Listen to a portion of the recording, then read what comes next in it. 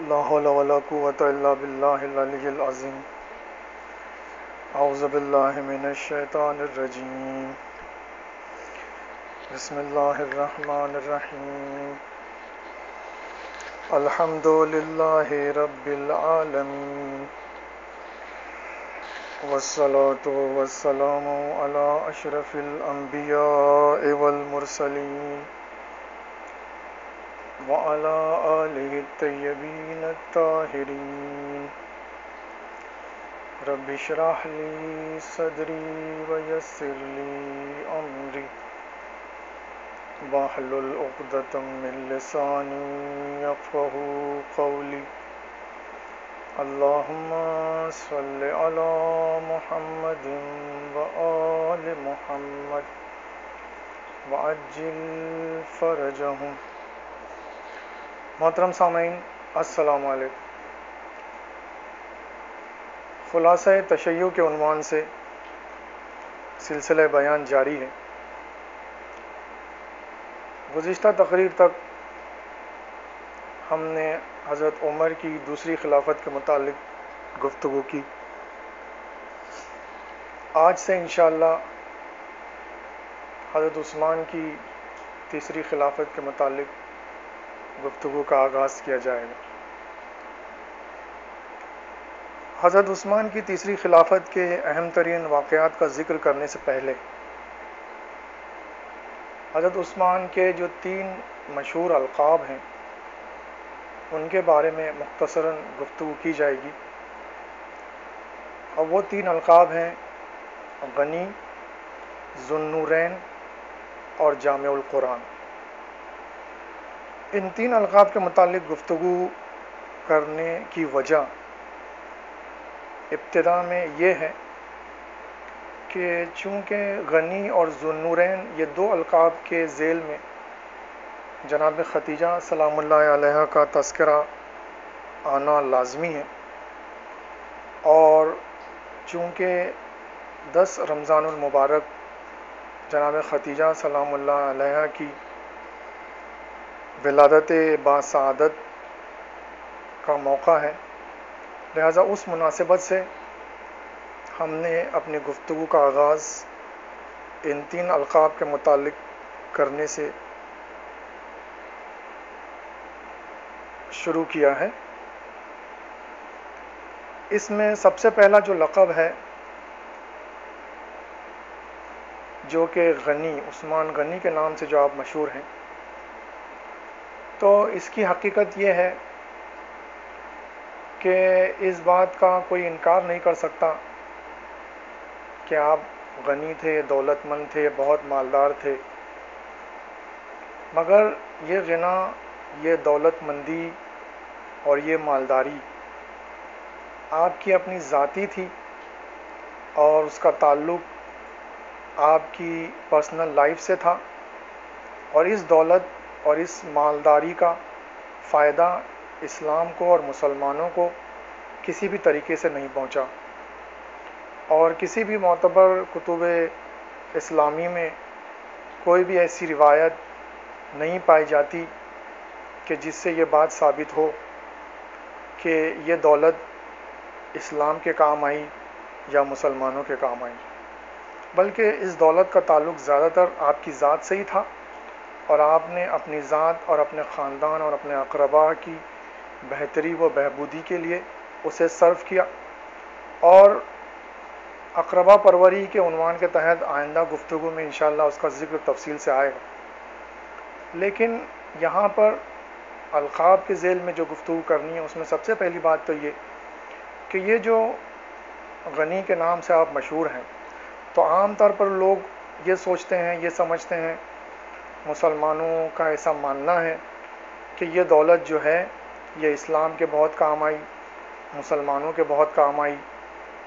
وغیرہ وغیرہ. حالانکہ حقیقت یہ ہے کہ یہ دولت اور یہ مالداری اور یہ ثروت یہ صرف ذاتی حد تک تھی، اور اس سے مسلمانوں کو اور اسلام کو کوئی خاص فائدہ پہنچا نہیں. اس حقیقت کو ثابت کرنے کے لیے جب ہم کتب اسلامیہ کا مطالعہ کرتے ہیں تو ہم دیکھتے ہیں کہ جہاں تک اسلام اور مسلمانوں کے فائدے کی بات تھی، اور جہاں تک مذہبی نقطۂ نگاہ سے اس دولت کو دیکھا جائے تو ایک موقع ایسا تھا کہ جہاں پر حضرت عثمان کی اس دولت کا ذکر آتا اور حضرت عثمان کی مالداری کی وجہ سے ان کا ذکر کتابوں میں آتا، اور وہ موقع تھا آیہ نجوہ کا نزول۔ آیہ نجوہ کے ذیل میں ہم نے تفصیل سے یہ گفتگو کی ہے، جس میں شیعت در قرآن کے موضوع کے تحت باقاعدہ ہم نے علماء اہل سنت والجماعت حضرات کی کتابوں سے عبارتیں پیش کی کہ جن میں یہ بات موجود ہے کہ جب آیہ نجوہ کا نزول ہوا، سب سے پہلی بات تو یہ کہ آیہ نجوہ کیا تھی۔ اس کا پس منظر یہ ہے کہ آن حضرت صلی اللہ علیہ وآلہ وسلم سے تنہائی میں گفتگو کرنا، سرگوشی میں گفتگو کرنا، رازدارانہ انداز میں گفتگو کرنا، یہ ایک ایسا عمل تھا کہ جس پر بہت سے لوگ کاربند تھے، اور اس کا مقصد یہ تھا کہ وہ لوگوں میں یہ امپریشن ڈالنا چاہتے تھے کہ وہ آن حضرت صلی اللہ علیہ وسلم کے بہت قریبی خاص رازدار ہیں، اور وہ کچھ ایسے امور کی گفتگو کر رہے ہیں حضور پاک سے کہ جس کو عام لوگوں کے سامنے بیان کرنا مناسب نہیں ہے، اور اس طریقے سے یہ امپریشن اور یہ تاثر لوگوں میں دینے کی وہ کوشش کیا کرتے تھے کہ وہ بہت خاص الخاص ہیں، آن حضرت کے رازدار ہیں، اور بہت ایسے قریبی ساتھی ہیں کہ جو بہت سارے ایسے خفیہ امور کے متعلق باتیں کرتے ہیں، گفتگو کرتے ہیں کہ جن کو عام لوگوں کے سامنے بیان نہیں کیا جا سکتا۔ چنانچہ جب یہ سلسلہ کافی بڑھ گیا اور اس سلسلے کی وجہ سے زیادہ تر وہ افراد کے جو مالدار تھے، جو طاقت اور قوت اور اقتدار رکھتے تھے، جو معاشرے میں بزرگ اور سردار اور بڑے مانے جاتے تھے، ایسے لوگوں نے یہ سلسلہ کافی دیر تک، کافی عرصہ دراز تک جاری رکھا، اور اس وجہ سے عام مسلمانوں کو، غریب طبقے کے لوگوں کو اور مخلص اور جانثار صحابیوں کو اس قسم کی گفتگو کرنے کا موقع اور آن حضرت سے تنہائی میں اور ان سے سرگوشی اور رازدارانہ قسم کے انداز میں گفتگو کرنے کا موقع کم ملنے لگا۔ تو خداوند متعال نے آیہ نجوہ نازل کی کہ جس میں خداوند متعال نے ارشاد فرمایا کہ اے لوگو، اب اگر تم چاہتے ہو کہ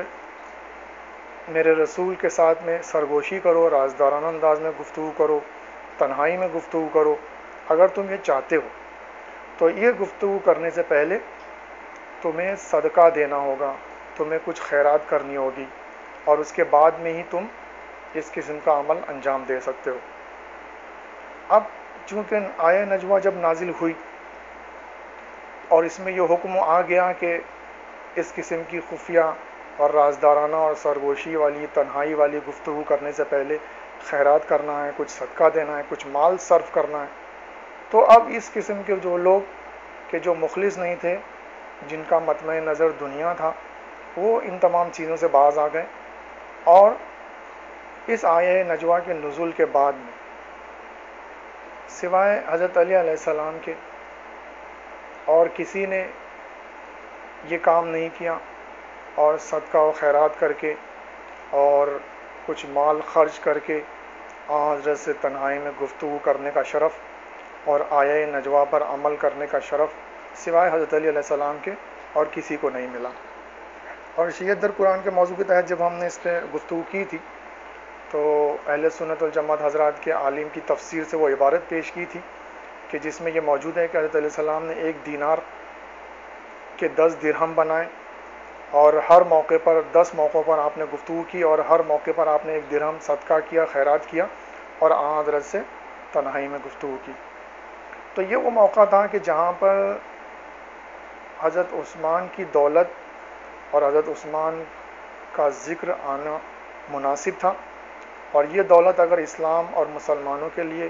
مذہبی نقطۂ نظر سے خرچ ہوتی تو یہاں پر حضرت عثمان جو کہ دولت مند تھے، ثروت مند تھے، تو ان کا تذکرہ آنا ضروری تھا، زیادہ تھا کہ وہ اپنی مال کو خرچ کرتے، صدقہ و خیرات کرتے، اور حضرت سے تنہائی میں گفتگو کرتے. لیکن اس موقع پر ہم دیکھ رہے ہیں کہ سوائے حضرت علی علیہ السلام کی امت مسلمہ سے کسی نے بھی اس پر عمل نہیں کیا، اور 10 دنوں کے بعد یہ حکم منسوخ ہو گیا. اب علماء اپنے محبوں کی اور اپنے آقاؤں کی عزت کو بچانے کی خاطر یہ عذر پیش کرتے ہیں کہ چونکہ یہ آیہ نجوہ کچھ ہی فوراً منسوخ ہو گئی، کچھ ہی دن میں منسوخ ہو گئی، بلکہ ان کا تو کہنا ہے کہ فوراً منسوخ ہو گئی، اس لیے اس پر کسی کو عمل کرنے کا موقع نہیں ملا. حالانکہ تفسیری روایتوں سے یہ بات ثابت ہوتی ہے کہ یہ تقریباً 10 دن تک یہ حکم نافذ رہا، اور 10 دن تک حضرت صلی اللہ علیہ وسلم سے حضرت علیہ السلام نے تنہائی میں گفتگو کی اور صدقہ و خیرات کر کے آپ سے باتیں کی. لہٰذا یہ کہنا ہے کہ یہ عمل کوئی اس لیے نہیں کر سکا اس پر کہ وہ فوراً منسوخ ہو گیا تھا یہ حکم، یہ زبردستی کی لیپا پوتی والی بات ہے، اور یہ صرف اپنے آقاؤں اور اپنے محبوں کی عزت پر پردہ ڈالنے والی بات ہے. ورنہ یہ حکم تقریباً 10 دنوں تک جاری رہا، اور حضرت علیہ السلام کے سوا اس پر کسی نے عمل نہیں کیا. بہرحال یہ وہ موقع تھا کہ جہاں حضرت عثمان کے غنا اور دولت مندی اور ثروت مندی کا ذکر آنے مناسب تھا، اور ان کی دولت اگر اسلام اور مسلمانوں کے اوپر خرچ ہوئی ہوتی تو یہ سب سے بہترین موقع تھا کہ اس آیہ نجوہ کے ذیل میں اور اس کی تفسیر و تعویل میں یہ تمام باتیں کہ جن کا ذکر حضرت علیہ السلام کے متعلق آتا ہے ان کے متعلق آنا ضروری تھا. مگر وہاں پر ہم دیکھتے ہیں کہ حضرت عثمان کا کہیں سے کہیں تک نام و نشان نہیں. بہرحال اب رہا سوال دولت کا اسلام اور مسلمانوں کے کام آنا، تو ہم دیکھتے ہیں کہ یہ دولت جو اسلام اور مسلمانوں کے کام آئی، یہ سوائے جناب ختیجہ سلام اللہ علیہا کے اور کوئی ایسی ہستی نہیں ہے تاریخ اسلام میں کہ جس کی دولت اسلام اور مسلمانوں کے کام آئی ہو. لہذا جناب ختیجہ سلام اللہ علیہ کے بارے میں ملتا ہے کہ آپ مکے کی اور عرب کی رئیس ترین خاتون تھی. آپ کے تجارتی قافلے شام اور عراق اور دوسرے ممالک میں جایا کرتے تھے. وہ تمام تفصیلیں موجود ہیں کہ جن کا ذکر بہرحال فی الحال مناسب نہیں، مگر یہ حقیقت ہے کہ آپ انتہائی دولت مند خاتون تھی، اور آپ نے حضرت صلی اللہ علیہ وآلہ وسلم سے جب آپ کا نکاح ہوا تو اسلام کے ابتدائی مرحلے میں آپ نے اپنی دولت حضرت صلی اللہ علیہ وسلم کے سپرد کر دی. اور روایتوں میں ملتا ہے کہ حضرت صلی اللہ علیہ وآلہ وسلم اور جناب ختیجہ کے درمیان میں آپ کی دولت لا کے رکھی گئی، اور یہ اس قدر دولت تھی کہ اس کے انبار سے حضرت صلی اللہ علیہ وسلم اور جناب ختیجہ سلام اللہ علیہ کے بیچ میں یہ دولت جب رکھی گئی تو وہ آپ چھپ گئے. یعنی یہ اتنی زیادہ دولت تھی، اتنا مال و دولت آپ نے اسلام کے لیے دے دی کہ وہ اس کا ایک انبار لگ گیا کہ جس کے پیچھے حضرت صلی اللہ علیہ وآلہ وسلم چھپ گئے اور نظر تک نہیں آ رہے تھے. تو یہ وہ دولت تھی کہ جو ابتداء اسلام میں کہ جب اسلام کو اور مسلمانوں کو دولت اور ثروت اور سرمایہ کی کافی زیادہ ضرورت تھی، اس موقع پر جناب ختیجہ سلام اللہ علیہ کی وہ ذات بابرکات تھی کہ جن کی دولت اسلام اور مسلمانوں کے کام آئی. اور یہی وجہ ہے کہ جناب ختیجہ سلام اللہ علیہ کا ذکر حضرت صلی اللہ علیہ وآلہ وسلم آپ کی رحلت کے بعد میں بھی مسلسل کرتے رہے اور ذکر خیر سے آپ کو یاد کرتے رہے. اور صحیح بخاری میں ایک روایت ملتی ہے کہ جس میں باقاعدہ جناب عائشہ نے حضرت صلی اللہ علیہ وسلم سے شکایت بھی کی اور اعتراض بھی کیا کہ آپ کب تک معاذ اللہ اس بڑھیا کو یاد کرتے رہیں گے. تو اس موقع پر حضرت نے فرمایا کہ میں اسے کیوں نہ یاد کروں کہ جس نے میری اس وقت مدد کی کہ جب میرا کوئی مددگار نہ تھا، اور اس نے اپنی مال اور دولت سے مجھے اس وقت سہارا دیا کہ جب مجھے اس کی سخت ترین ضرورت تھی اور اسلام اور مسلمانوں کو اس کی سخت ترین ضرورت تھی. اور مزید برآں یہ کہ اسی سے میری اولاد ہوئی اور میری نسل آگے چلی. اب یہاں پر ایک حقیقت کا اظہار بھی ضروری ہے کہ حالانکہ جناب حضرت صلی اللہ علیہ وسلم کے 2 بیٹے اور 1 بیٹی آپ کی اولادوں میں سے ہیں، جناب قاسم اور جناب ابراہیم. مگر یہ دونوں بیٹوں کا انتقال ہو چکا تھا بچپنے میں ہی، اور جناب ختیجہ کے بطن سے جناب فاطمہ سلام اللہ علیہا کی شکل میں صرف ایک لڑکی آپ کی اولادوں میں سے باقی تھی، اور یہی وجہ ہے کہ دشمن آپ کو ابتر یعنی مقطوع النسل، یعنی ایسا شخص کہ جس کی نسل آگے نہیں بڑھے گی، ابتر کا طعنہ دیا کرتے تھے۔ اور یہی وجہ ہے کہ حضرت صلی اللہ علیہ وسلم کو خداوند متعال نے سورہ کوثر نازل کی اور فرمایا کہ اے میرے حبیب، آپ ان دشمنوں کی باتوں سے رنجیدہ نہ ہوں، ہم نے آپ کو کوثر عطا کیے یعنی کثرت نسل عطا کی، یعنی جناب فاطمہ سلام اللہ علیہ کی شکل میں ہم آپ کی نسل کو اس قدر بڑھاوا دیں گے اور آپ کی نسل اس قدر آگے چلے گی کہ وہ کثرت اتنی ہو جائے گی کہ یہ جو دشمن ہیں یہ مبعوث ہو جائیں گے۔ اور یہ دشمن جو آپ کو طعنہ دیتے ہیں کہ آپ کی نسل آگے نہیں بڑھے گی، دراصل یہی ابتر ہیں اور انہی کی نسل قطع ہونے والی ہے اور ختم ہو جانے والی ہے۔ اور یہ سورہ کوثر کی شکل میں جو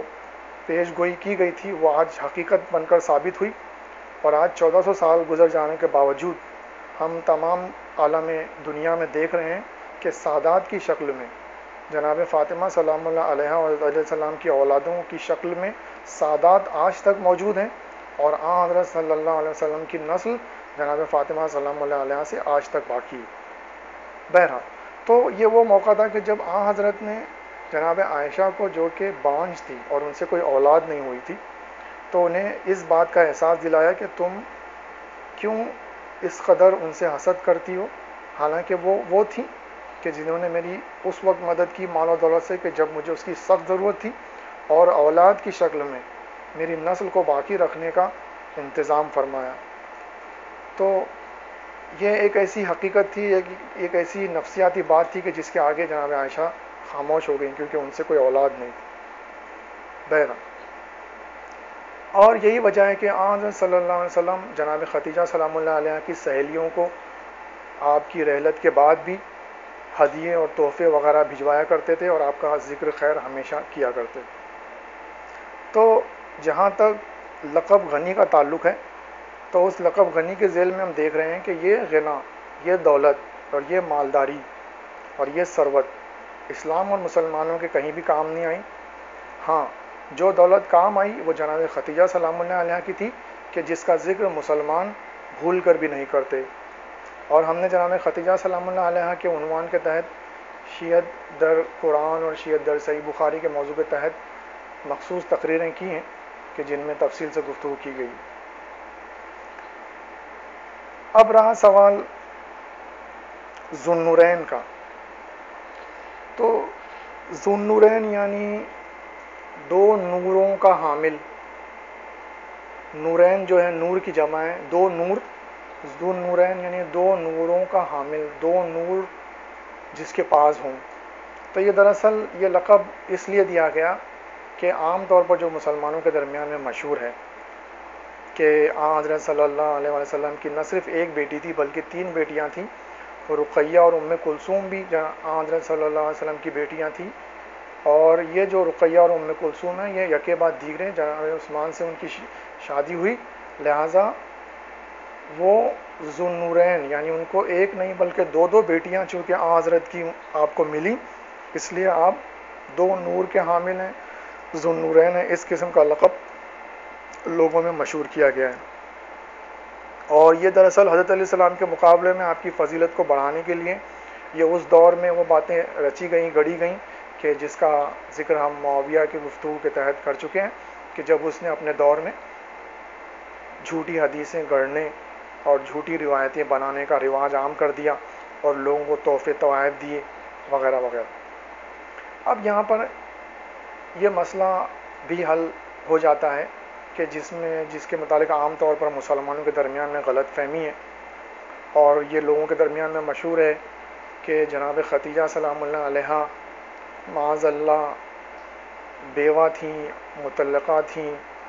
آپ کی شادی پہلے بھی ہو چکی تھی، اور پھر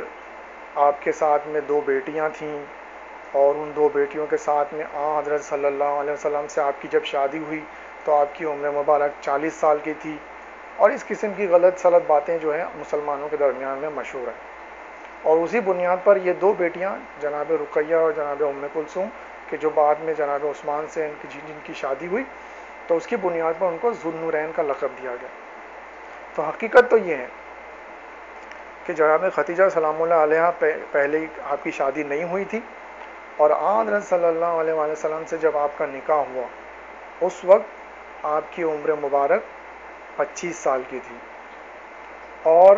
یہ جو دو بیٹیاں ہیں، یہ جو دو لڑکیاں ہیں کہ جن کا ذکر کیا جاتا ہے، تو یہ دراصل جناب ختیجہ سلام اللہ علیہ کی ایک بہن تھی، حالہ۔ اپنی بہن کی حالہ کی بیٹیاں تھیں وہ، اور چونکہ حالہ کے شوہر کا انتقال ہو گیا تھا اور ان کے انتقال کے بعد میں جناب ختیجہ سلام اللہ علیہ نے ان کی تربیت اور پرورش کی ذمہ داری اپنے کاندھوں پر لی تھی، اور اپنی بہن کی بیٹیوں کی آپ تربیت اور پرورش کیا کرتی تھیں۔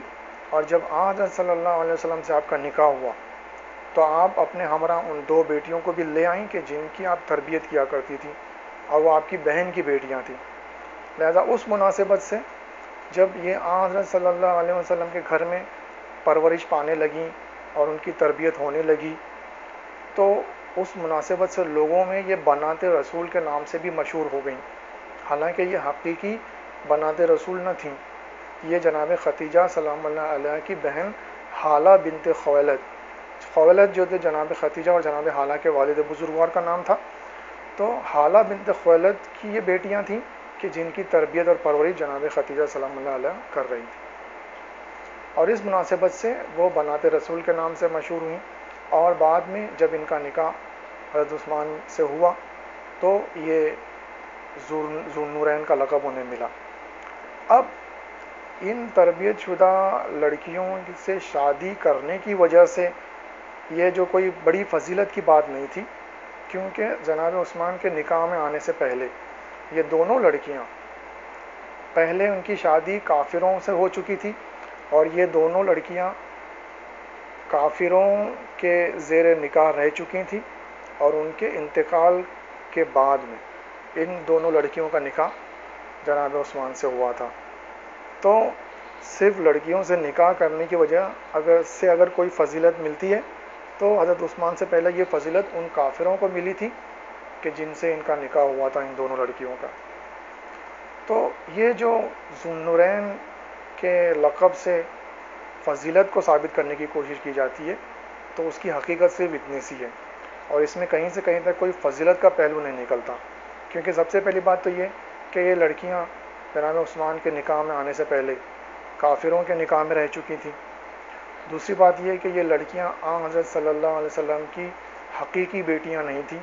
بلکہ آپ کی بیوی کی بہن کی بیٹیاں تھیں کہ جن کی تربیت و پرورش آپ کر رہے تھے۔ لہٰذا اس سلسلے میں اس ذو النورین اور غنی کے لقب کے تحت جو جناب ختیجہ سلام اللہ علیہ کا ذکر آیا تو اس میں بہت سارے اہم حقائق کا اظہار ضروری تھا کہ جو کر دیا گیا، اور یہ گفتگو صرف حقائق کے اظہار پر مبنی ہے، اور یہاں پر کسی بات کو ثابت کرنے کی کوشش نہیں کی جا رہی، کیونکہ ثابت کرنے والا انداز اور وہ گفتگو الگ قسم کی ہوتی ہے، اور اس میں باقاعدہ اس موضوع پر مختلف علماء اسلام نے مختلف تحقیقی کتابیں لکھی ہیں کہ جن میں ان تمام موضوعات کو ثابت کیا گیا ہے، مگر یہاں پر ہم مختصراً صرف چند حقائق کا اظہار کر کے آگے بڑھ جانا چاہتے ہیں۔ اب یہ حقیقتیں کسی کا دل اور دماغ قبول کرتا ہے تو وہ قبول کرے، اور جس کو شک و شبہ ہے تو وہ تحقیق کرے، ان کتابوں کا مطالعہ کرے کہ جن کتابوں میں اس موضوع پر تفصیلی گفتگو کی گئی ہے اور شواہد و دلائل پیش کیے گئے ہیں، خصوصاً علامہ نجم الحسن قراروی صاحب کی کتاب ملکۃ العرب کہ جس میں جناب ختیجہ سلام اللہ علیہ کی سوانح عمری اور آپ کے بارے میں تفصیلی گفتگو کی گئی ہے، اور ایک مخصوص کتاب خاص جناب ختیجہ سلام اللہ علیہ کے بارے میں علامہ نجم الحسن قراروی صاحب نے لکھی کہ جو تحقیقی ہے کہ جس میں اہل سنت والجماعت حضرات کی کتابوں سے یہ بات ثابت کی گئی ہے کہ جناب ختیجہ سلام اللہ علیہ کی پہلے شادی نہیں ہوئی تھی۔ آپ جب حضرت سے آپ کا نکاح ہوا تو آپ کی عمر مبارک 25 سال تھی، اور یہ جو دو بیٹیاں کہ جن کو منسوب کیا جاتا ہے جناب ختیجہ سے اور حضرت صلی اللہ علیہ وسلم سے، تو یہ دراصل آپ کی بہن جناب حالہ بنت خویلد کی بیٹیاں تھیں، اور یہ تمام حقائق جو ہیں یہ مختلف کتابوں میں مختلف علماء نے اپنے اپنے انداز میں ثابت کیے ہیں۔ اب بات رہ جاتی ہے تیسرے لقب کی کہ جو جامع القرآن کا لقب ہے۔ تو یہ جامع القرآن یعنی وہ شخص کہ جس نے قرآن کو جمع کیا۔ اب اس لقب کے متعلق اور یہ جمع قرآن کے متعلق ہم پہلے بھی گفتگو کر چکے ہیں، اور تفصیل سے ہم نے اہل سنت والجماعت حضرات کی کتابوں سے یہ بات ثابت کی ہے کہ دراصل جامع القرآن جو ہے وہ حضرت علی علیہ السلام تھے،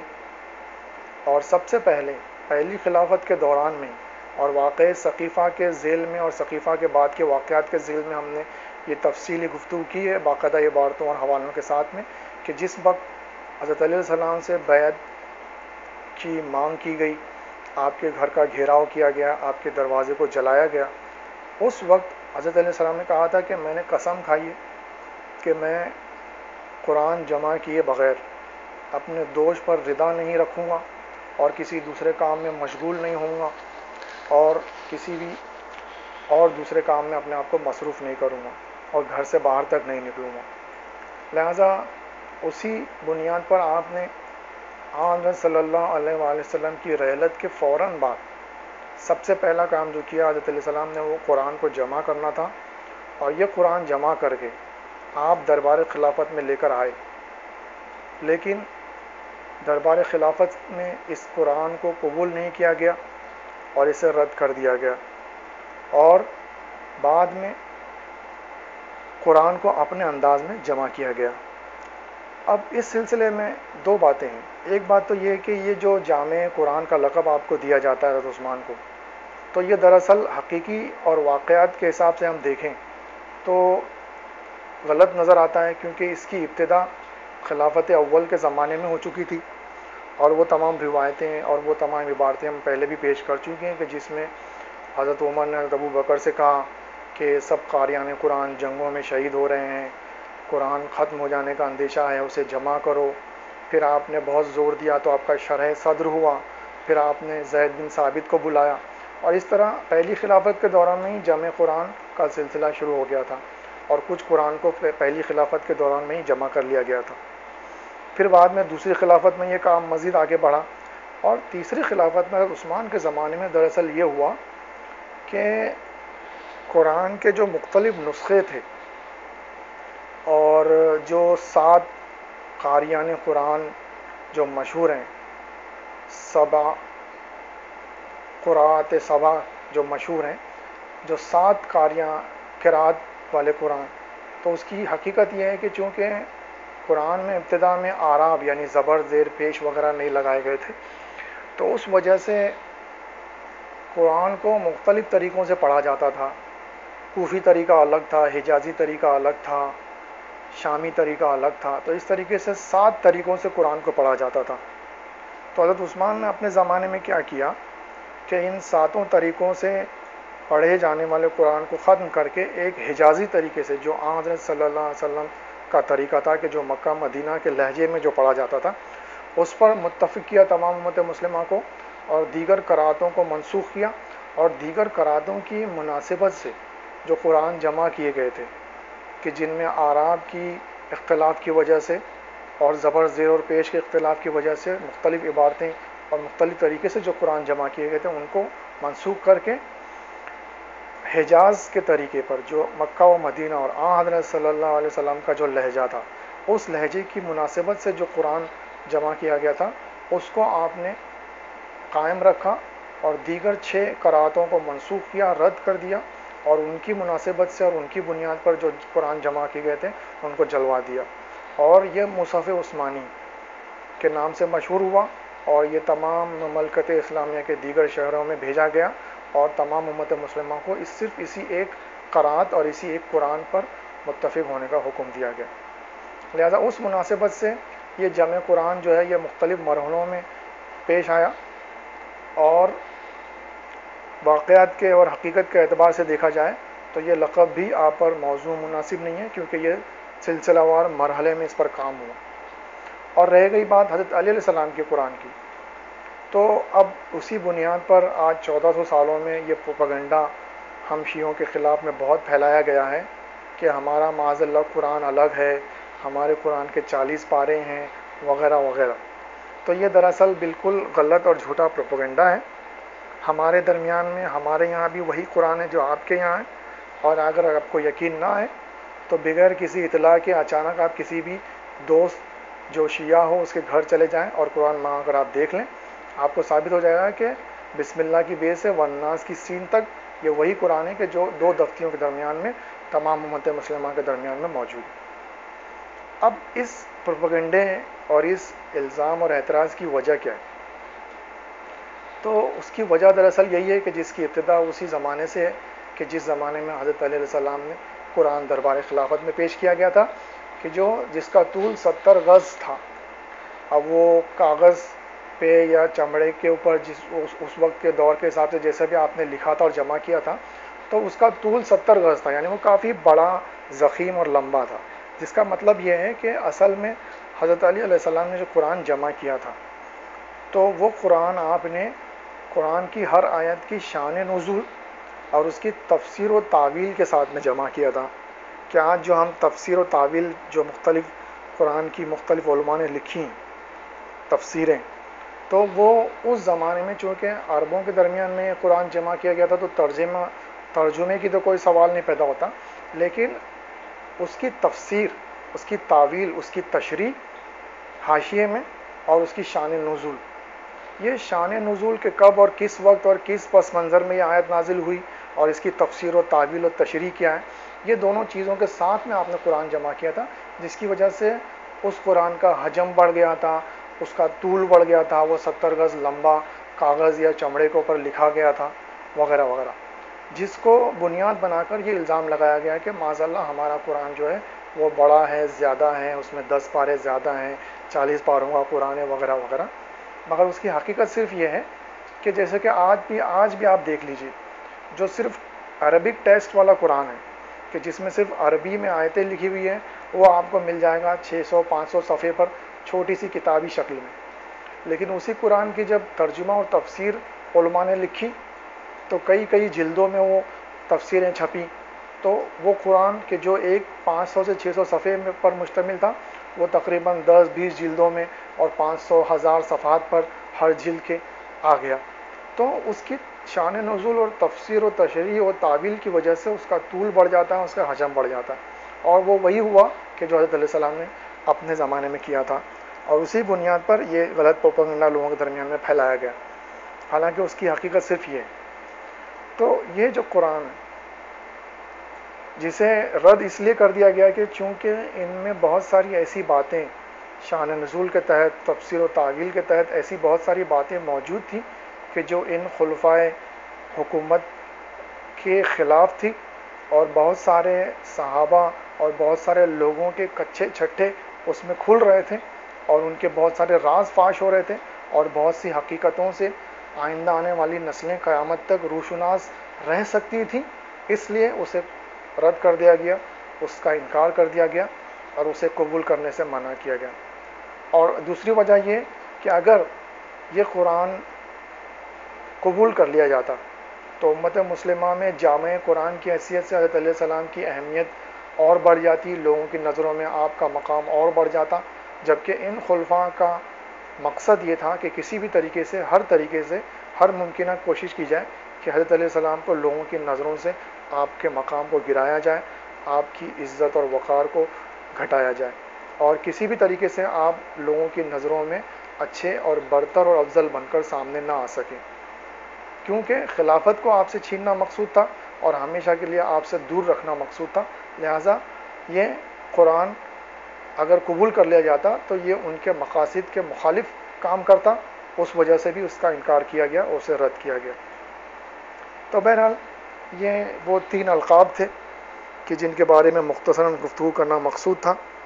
اور انشاءاللہ آئندہ تقریر سے حضرت عثمان کی تیسری خلافت کے متعلق گفتگو کی جائے گی. آج کی تقریر یہیں ختم کی جاتی ہے. وما علینا الا البلاغ المبین والحمد للہ رب العالمین. والسلام علیکم ورحمۃ اللہ وبرکاتہ۔